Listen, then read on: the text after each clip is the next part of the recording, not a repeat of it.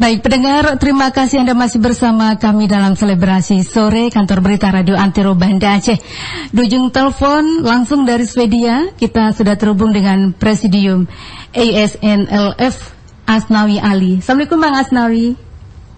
Waalaikumsalam warahmatullahi wabarakatuh. Let me correct sedikit, saya korek itu saya bukan di Swedia, saya masih di Helsinki saat ini. Dan dalam beberapa waktu lagi akan kembali ke Swedia. Oh ya, hari ini Abang sedang di Swedia, sedang di Helsinki. Baik. Di Helsinki, di Helsinki. Finlandia. Baik. Bang Asnawi, apa kabar? Sehat? Baik? Sehat, ini pun saya masih di dalam perjalanan menuju ke suatu tempat. Baik. Bang Asnawi, kita langsung saja. Mualim Muzakir Manaf mengultimatum pengganggu damai untuk pulang ke Aceh. Jangan cuap-cuap di luar negeri. Apa tanggapan Anda? Apakah Anda merasa pesan ini ditujukan untuk Anda dan kawan-kawan? Ya, sebenarnya saya sudah mendengar jawaban beliau. Jadi saya kembali mengatakan bahwa Mas Muzakir itu bercuap-cuap juga karena saya rasa dia sudah panik. Kalau kita lihat dari sisi politik, Muzakir saya akan dia sudah panik karena apa yang dijanjikan kepada anak buahnya dulu ternyata tidak sampai saat ini tidak direalisasikan. Dan oleh karena itu secara spontan kalau kita lihat dari body language dia sangat-sangat panik dengan tuntutan-tuntutan oleh anak-anak buahnya. Sebenarnya kami bukan mengganggu perdamaian, sebenarnya tidak ada orang Aceh yang suka konflik, ya kan? Cuma perdamaian, konsep perdamaian yang dimaksud oleh Mas Muzakir dan kawan-kawannya dengan kami yang di luar negeri ini berbeda. Jadi saya rasa secara umum kita tidak suka konflik, tapi perdamaian bagaimana itulah yang harus kita bicarakan ulang. Ya, demikian. Kalau dia sindir, saya rasa memang dia memang menyindir dalam bahasa politik, dia memang menyindir kami yang di luar negeri ini. Baik, Bang Asnawi, Anda menyebut Mualim panik karena apa yang dijanjikan kepada anak buahnya tidak berhasil atau tidak dilakukan. Apa Bang yang dijanjikan kepada anak buahnya? Ya, jelas sekali itu, jelas, dan bahwa sudah 17 tahun di grassroots, di garis bawah itu bahwa anak-anak buahnya sudah banyak yang membangkang. Jadi seperti apa bumerang bagi dia, seperti misalnya bendera ataupun butir-butir MOU Helsinki yang sebelumnya sudah dikeluarkan ternyata sudah 17 tahun dan sangat aneh sekali. Ini perdamaian bagaimana di Aceh sudah 17 tahun. Bukan malah menjadi baik, tapi malah sebaliknya. Kalau kami yang berucap mungkin orang akan skeptis, tapi kalau orang mereka sendiri, dari pihak mereka sendiri, pakai orang Indonesia sendiri, pakai orang netral sekalipun, yang telah menganalisa bahwa perjanjian damai ini di Aceh ini adalah perjanjian terburuk, salah satu terburuk. Ya, jadi kami bisa membuat referensi dan bukti. Kalau kami yang ucapkan, mungkin mereka ya itu oposisi, tidak usah didengar misalnya. Tapi kalau mereka sendiri yang mengucapkan itu sudah jelas terbukti, fakta tidak bisa terbantahkan lagi. Apa sikap Anda Bang atas MOU Helsinki? Mengapa Anda dan teman-teman tidak sepakat? Secara umum kami sepakat perdamaian, tidak ada lagi perperangan dalam jatuh korban. Tapi dalam konsep perdamaian itu yang tidak bisa dirundingkan. Salah satunya itu Aceh menjadi bagian dari Indonesia, dan kami sebenarnya sudah memperingatkan itu bahwa Indonesia akan menipu Aceh, dan Aceh saat itu terlalu euforia. Kalau sebenarnya perjanjian itu 5 kali duduk langsung habis, apa yang dibincangkan itu sangat ironi dan sangat naif. Kita seharusnya harus belajar daripada perjanjian damai dari Mauro misalnya, atau dari Irlandia Utara misalnya, dan perjanjian dari bangsa lain. Jadi saat itu kami menilai sangat tergesa-gesa dalam hal mengambil keputusan bahwa Aceh ataupun GAM, maksudnya GAM berunding, lalu kemudian tanpa ada jaminan, tanpa ada bargaining position lagi, tanpa ada bahwa saja Indonesia serius dalam hal kovenant internasional yang tercantum itu.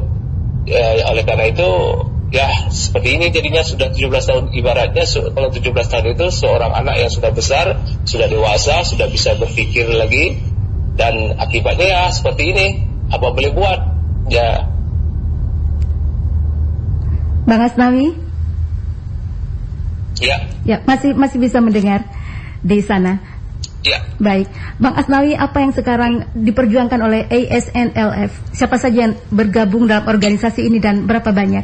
Ya, kebetulan kemarin kami berada di Helsinki ini dan tujuannya itu untuk menyatakan kepada pihak internasional, stakeholder, CMI, NGO dan EU bahwa orang Aceh sudah cukup kesabarannya dan para mereka panitia dulu dalam tanda kutip panitia itu mereka harus bertanggung jawab seandainya ke depan terjadi sesuatu hal yang tidak diinginkan.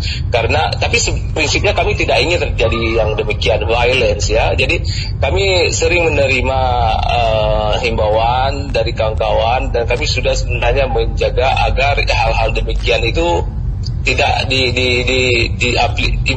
diimplementasikan, bahwa mereka mempunyai plan B. Kami mengetahui bahwa dari grassroots juga, bahkan dari mereka sendiri, dari Mas Muzakir dan kawan-kawannya itu ada plan B mereka. Kami mengetahui itu dan kami berusaha untuk menjaga agar tidak terjadi hal yang tidak diinginkan. Walaupun demikian, setiap manusia itu mempunyai kesabarannya. Oleh karena itu kami di luar negeri berusaha meyakinkan pihak Indonesia seandainya terjadi ke depan nanti mereka jangan menyalahkan orang Aceh lagi. Itu yang utamanya. Dan kami menyampaikan melalui aksi, bukan hanya tulisan. Kan seperti kita ketahui di Eropa ini dan di luar negeri mereka lebih bukan percaya, lebih confident seandainya bukti dengan aksi, bukan hanya tulisan. Kalau opini mereka bisa mengetahui apa yang terjadi di Aceh. Tetapi kalau seandainya aksi, bagi ya jelas kami aksi damai ya, tidak violent. Tapi seandainya nanti ada aksi plan B seperti yang kawan-kawan di Aceh lakukan, kami sudah memperingatkan mereka. Jadi jangan salahkan kami atau jangan salahkan kita orang Aceh ataupun orang-orang yang melakukan itu. Secara moral mereka sudah bersabar ya, sudah 17 tahun. Dan kami sudah mempersiapkannya dan kami sudah menyampaikannya dengan bukti. Itu inti yang kami sampaikan dalam kemarin dan juga dalam beberapa waktu ini kami berjumpa dalam tidak bisa kami sampaikan kepada siapa. Yang jelas intinya, prinsipnya kami tidak ingin terjadi sesuatu hal yang diinginkan. Demikian. Bang Asnawi, apa target yang Anda perjuangkan? Kemerdekaan Aceh apa masih mungkin dicapai? Sesuatu itu mungkin saja terjadi karena seperti kita ketahui bahwa apa yang diinginkan orang Aceh itu adalah orang Aceh sendiri. Kalau orang Aceh menginginkan kemerdekaan, baik itu kemerdekaan secara teritorial atau kemerdekaan berbicara atau kemerdekaan secara bertahap, itu semuanya terpulang kepada orang Aceh. Kami di luar negeri hanya menyampaikan aspirasinya, persis seperti kemarin.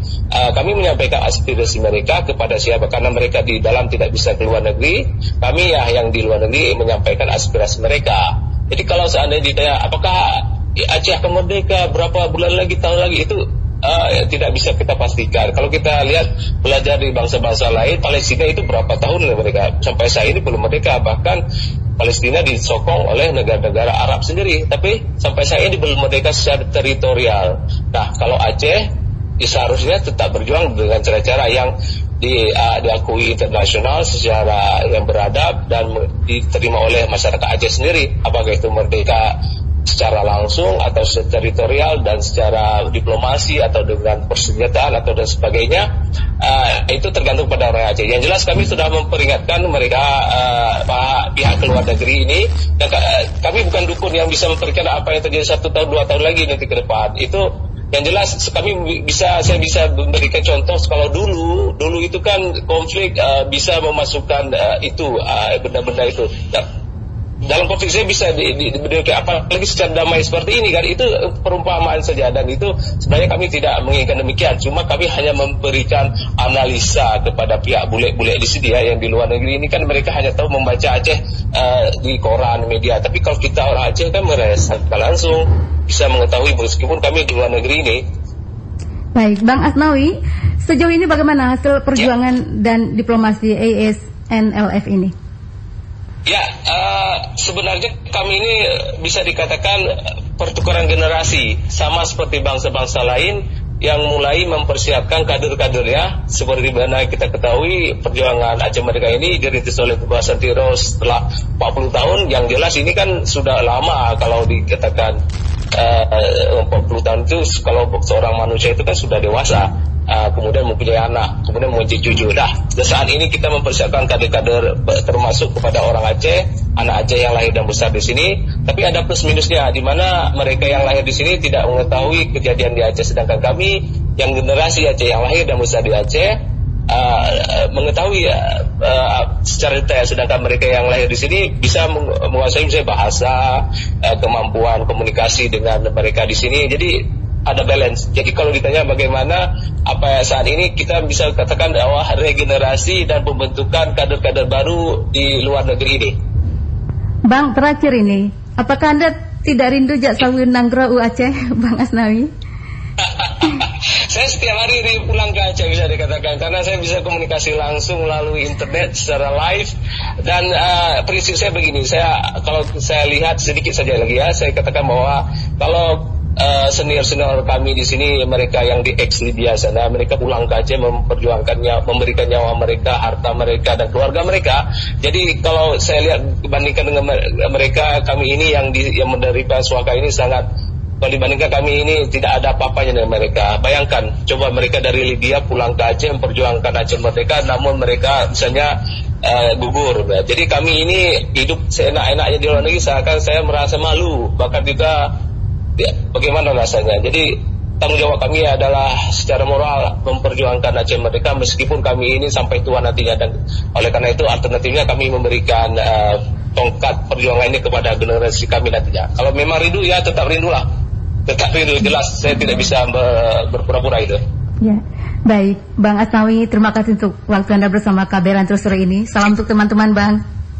Baik, insya Allah sama-sama. Baik, jaga diri baik-baik. Terima kasih, Bang Asnawi. Assalamualaikum. Ya, Waalaikumsalam warahmatullahi wabarakatuh. Kantor Berita Radio Antero